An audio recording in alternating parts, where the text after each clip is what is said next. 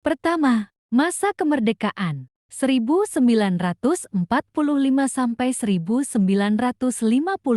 Menjelang akhir tahun ke-1944, posisi Jepang dalam perang Asia Pasifik semakin terdesak. Satu demi satu daerah jajahannya jatuh ke tangan pasukan sekutu.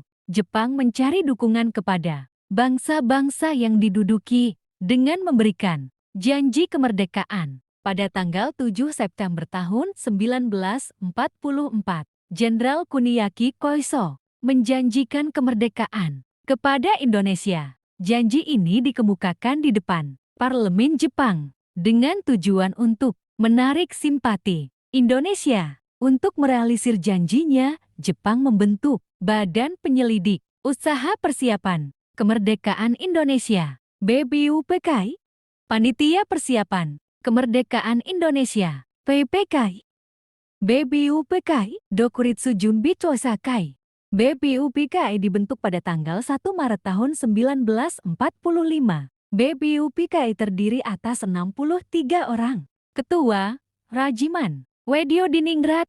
Dalam aktivitasnya, BPUPKI mengadakan sidang sebanyak 2 kali. Sidang pertama, 29 Mei 1 Juni tahun 1945, membahas tentang perumusan dasar negara Indonesia Merdeka, yaitu oleh Mr. Muhammad Yamin, Mr. Supomo, dan Nir Soekarno. Sidang kedua, 10–17 Juli tahun 1945, membahas tentang rencana Undang-Undang Dasar. Sidang ini juga membicarakan bentuk negara. Selanjutnya, membentuk panitia kecil yang beranggotakan 19 orang. Panitia Perancang Undang-Undang Dasar (PPKI), Dokuritsu Junbi Chosakai. Tugas utama PPKI adalah mempersiapkan segala sesuatu berkaitan dengan keperluan pergantian kekuasaan dari pihak Jepang kepada bangsa Indonesia.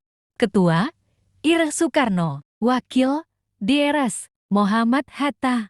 Selain dibentuknya BPUPKI dan PPKI, juga terdapat peristiwa Rengas Dengklok. Peristiwa Rengas Dengklok diawali oleh peristiwa menyerahnya Jepang tanpa syarat kepada pasukan sekutu pada tanggal 14 Agustus tahun 1945. Kemudian pada tanggal 16 Agustus tahun 1945, Soekarno dan Hatta diculik dan dibawa ke Rengas Dengklok untuk mempercepat proklamasi kemerdekaan Republik Indonesia. Niat para pemuda untuk mendesak Soekarno-Hatta tidak terlaksana karena Soekarno-Hatta masih mempunyai wibawa yang sangat besar. Proklamasi kemerdekaan Indonesia dilaksanakan pada tanggal 17 Agustus tahun 1945 di Jalan Pengangsaan Timur nomor 56. Naskah proklamasi disusun di Rumah Laksamana Muda Meda, Jalan Imam Bonjol nomor 1 Jakarta Pusat. Kedua, masa demokrasi parlementer 1950 sampai 1959. Masa demokrasi parlementer adalah masa ketika pemerintah menggunakan UUD 1950, Undang-Undang Dasar Sementara, sebagai undang-undang negara. Masa demokrasi parlementer juga disebut masa demokrasi liberal karena sistem politik dan ekonomi yang berlaku menggunakan prinsip-prinsip liberal. Masa ini berlangsung mulai 17 Agustus tahun 1950 sampai 6 Juli tahun 1959. Zakon kabinet adalah suatu kabinet yang para menterinya dipilih atau berasal dari tokoh-tokoh yang ahli bidangnya, tanpa mempertimbangkan latar belakang latarnya. Berikut kabinet pada masa demokrasi parlementer. Dari tahun 1950 sampai 1959 telah terjadi 7 kali pergantian kabinet. Hampir setiap terjadi pergantian kabinet, jatuh bangunnya kabinet membuat program-program kabinet tidak dapat dilaksanakan sebagaimana semestinya. Pada masa demokrasi parlementer terjadi 2 kali pergantian Undang-Undang Dasar. Pertama, Undang-Undang Dasar 1945 menjadi Konstitusi RIS pada tanggal 27 Desember tahun 1949, 17 Agustus tahun 1950. Pada masa periode ini dibentuk negara Indonesia, berubah dari kesatuan menjadi serikat. Kedua, pergantian Konstitusi RIS menjadi Undang-Undang Dasar Sementara 1950 pada tanggal 17 Agustus tahun 1955 Juli tahun 1959. Ketiga, masa demokrasi terpimpin 1959 sampai 1965. Demokrasi terpimpin adalah masa ketika Indonesia menerapkan suatu sistem pemerintahan dengan seluruh keputusan pemerintah berpusat pada kepala negara. Pada saat itu, jabatan kepala negara dijabat oleh Presiden Soekarno. Mengapa Indonesia diterapkan demokrasi terpimpin? Latar belakang demokrasi terpimpin. Pertama, ketidakstabilan kehidupan politik pada masa demokrasi liberal. Partai politik saling bersaing dan menjatuhkan. Kedua, kegagalan Dewan Konstituan Terdalam membuat Undang-Undang Dasar yang baru. Ketiga, Presiden Soekarno merasa demokrasi liberal tidak cocok untuk diterapkan. Masa demokrasi terpimpin dimulai sejak dikeluarkannya Dekret Presiden 5 Jun 1959 sampai tahun 1965.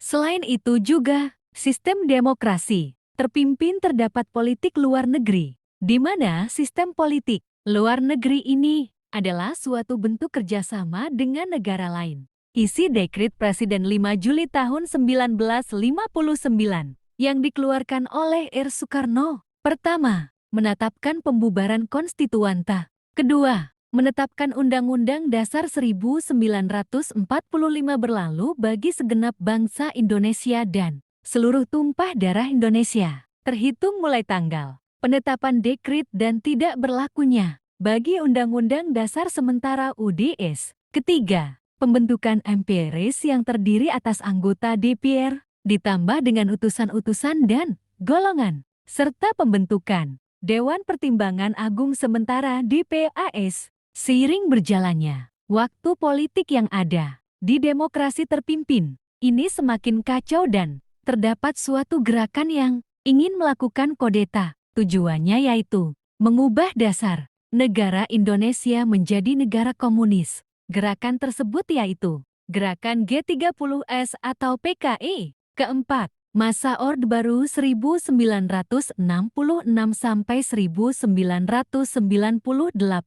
Orde Baru adalah sebutan bagi masa pemerintahan Presiden Soeharto. Pada masa Orde Baru diawali dengan dikeluarkannya Surat Perintah 11 Maret Super Maret tahun 1966.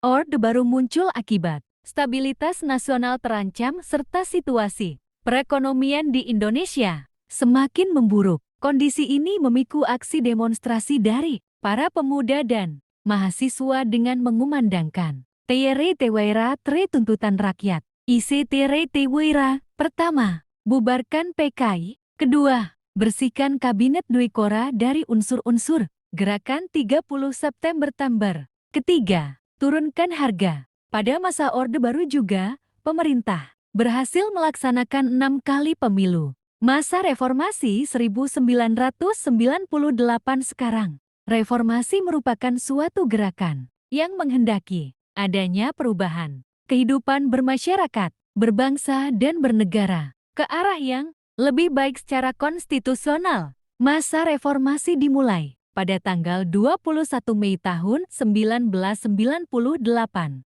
saat Presiden Soeharto digantikan oleh Wakil Presiden, yaitu B. J. Habibie. Dampak dari situasi tersebut adalah terjadinya demonstrasi oleh para mahasiswa yang menuntut penurunan harga sembako, penghapusan monopoli, dan KKN. Bahkan, para mahasiswa juga menuntut Presiden Soeharto turun dari jabatannya. Seperti halnya muncul Orde Baru, masa reformasi dibelakangi dengan adanya krisis ekonomi yang melanda beberapa negara termasuk Indonesia. Keadaan ini diperparah dengan terkuaknya praktik korupsi, kolusi, dan nepotisme KKN di kalangan pejabat pemerintah. Akhirnya pada tanggal 21 Mei tahun 1998 Presiden Soeharto mengundurkan diri dan menyerahkan jabatan presiden kepada wakilnya yaitu B. J. Habibie.